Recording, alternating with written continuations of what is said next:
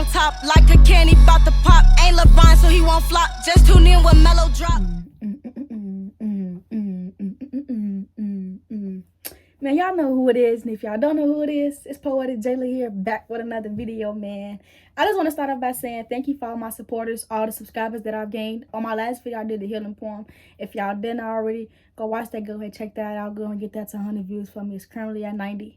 My last video, I was like 100. I was like at 120 subscribers, I think, and I asked for a goal. No, I was at 118 actually, and I asked for a goal of 120 to 125. And I actually got, right now I got 132. So now I'm back with another video for y'all. Like I said, like I promised y'all, if I get my goals that I asked for, my supporters and everybody, I'm gonna just keep it pushing. So now I'm back here with another video. This video was a little bit longer than my last video because this video was a perspective and something that happened to me and my friend. Me and somebody that I was cool with. At my friend it was at the time. So I'm speaking of, in the time it happened. But I told the poem in the first person, me, and the second person perspective, which is her. So yeah, I just want y'all to tell me how y'all think I did. Leave a like, leave a comment, hit that subscribe button. If you already didn't already, it takes 2 seconds to do all that. And then I want y'all to drop anything y'all like that I say. I want y'all to drop it. Let me know how y'all like it. Let me know what I say. Write something y'all love, something y'all didn't like. Just give me some comments. I'm gonna ask for comments on this video. I'm gonna need like at least 10 comments, because y'all don't really be commenting. Y'all just be liking, and you know what I'm saying? I appreciate that, but I really want people to comment so I can know that you're actually listening to me. See what I'm saying? So all this being said, we're gonna get right into this video. Let's do it. Jayla and Naya's Night Out poem. On one Saturday night, Jayla and Naya was out where there was no light, just walking to get woods so they could have a good night. A very disrespectful man came out of nowhere and got us all tight. At first, Jayla told Naya just to keep walking and forget him. Naya responded as if she agreed, but I read her body language and her eyes got all dim. Like 1, 2, 3, there was my friend who snapped back at him for trying to talk to me. Not even her, but me. And if we knew what was going to happen next, we would need her to tell him to set us free. I'm going to stop right there. I just want to be free and go home and make it safe. That's all I was thinking. Then I say, everything happened so fast. The two girls were in shock. I remember seeing Naya's hands up in the air as if she got arrested. But boom, we snapped back and we was on the block. I'm going to stop right there. That whole time, I believe me and her was just in shock the whole time. We was just, I'm looking at her the whole time, and I'm looking at her face. I'm looking at her body language. I'm just like, man, what's finna happen? So then we like, okay, I guess it snapped back to us like now we on the block. Then I say,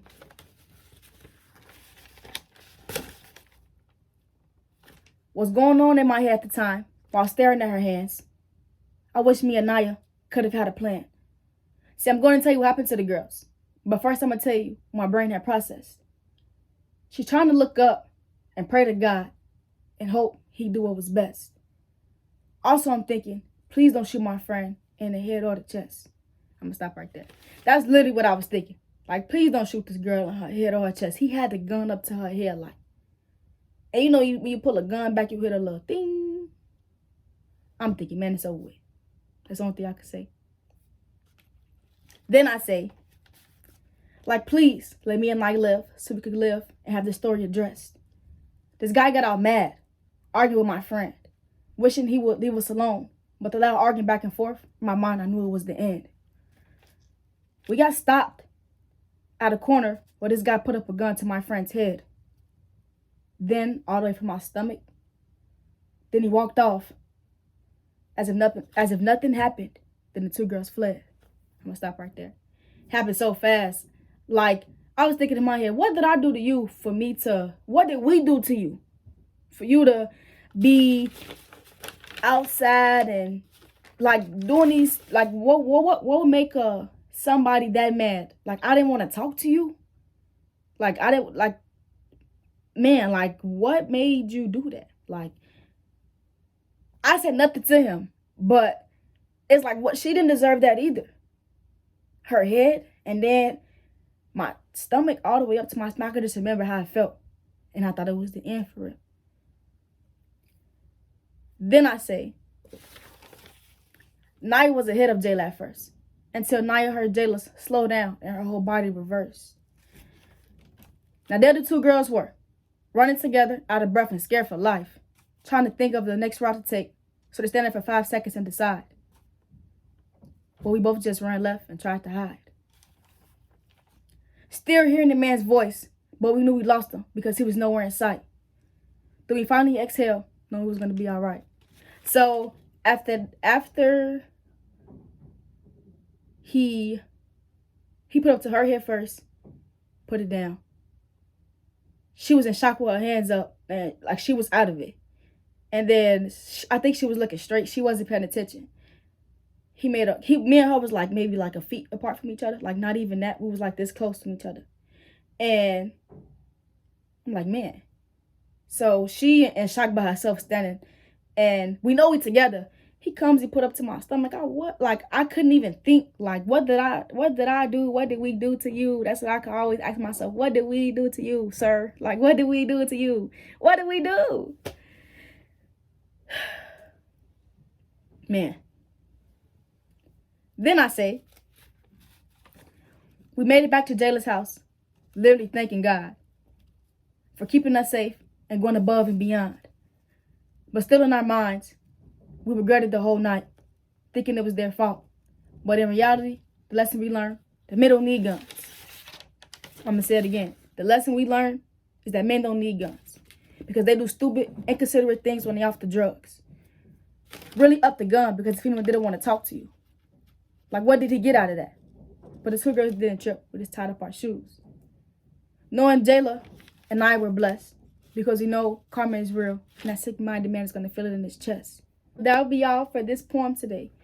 Like, this story is just like, my motive behind this was, of course, not for no sympathy. Because y'all know the first one that I did, it was sex trafficking. I didn't need no sympathy. I don't want no sympathy. But I know I had to, like, when it happened, I couldn't even process what happened. I was just thinking about it. And I wrote this poem the day after it happened to us because it was on my mind all day when I was at work. I'm like, man, how can I get this out? And I wrote about it. And I know me and her ain't the only people who've been harassed by mans on the streets, getting slick comments on the streets, getting body shamed on the streets, saying we're disgusting things on the streets. I'm like, let me just touch this topic. Let me just grasp this topic. But my motive behind this is just like females and all females. If a man is trying to talk to you, I was always the type, let me stop. Before I say anything after that. At first, I was the type of female to be rude to people on the street and you get them attitude. But after this, when I learned, I'm gonna say it to you females. When the man trying to talk to you, just give the man your number. Give him a fake number. Give him a fake name. And if you did give him a real number, because some boys be like, okay, I'm gonna call you, make sure it's not your number. I mean, this your number, so you ain't playing. That's how some boys be. So give him your number, and then just walk away and block him. But it's crazy because I said nothing to him. Like, I was quiet the whole time. And they was arguing back and forth the whole entire time. I'm thinking in my head, like, man, can this just stop? I didn't know this was going to happen to us. I had no idea. And when I said we regretted the whole night, when I say we thought that was our fault, I started to think, like, what I had on, like, I started to sexualize what I had on and how he seen it, because that was his motive behind it. And that's crazy how I got to think like that when it comes to certain situations like this. But like I said, men don't need guns, because it's like, what was you going to get out of that? Like, what did you gain from that? Like, I ain't going to lie to you, whoever you is, you did scare the hell out of us. You definitely did. You did. But like I said, you're going to feel it in your chest. That karma real. And God going to handle that. If he didn't already. I don't know who he is, so God probably handled it already. So all this being said, my motive behind this was just to get this story out and let females know that they're not alone. We're not alone when it comes to anything that I've talked about already, or anything really in general. Some people probably scared to step up and don't want to put their voice out there. I was always like that too. Now I just want to be heard, and not even want to be heard, just I want to try to feel what I'm saying, and like actually hoping one day that I can help others how I help myself by learning these things. So all that being said, this will be all for this video. Drop that like button. Drop that comment. Let me know how I did. Likes and dislikes. Let's go. In the streets, I'm on the clock, I'm on the shift, you on the block, don't like it, then keep rock, respect the grind, cause it don't stop. We soon to be on top, like a candy bout to pop. Ain't LeBron, so he won't flop, just tune in when Mellow drop.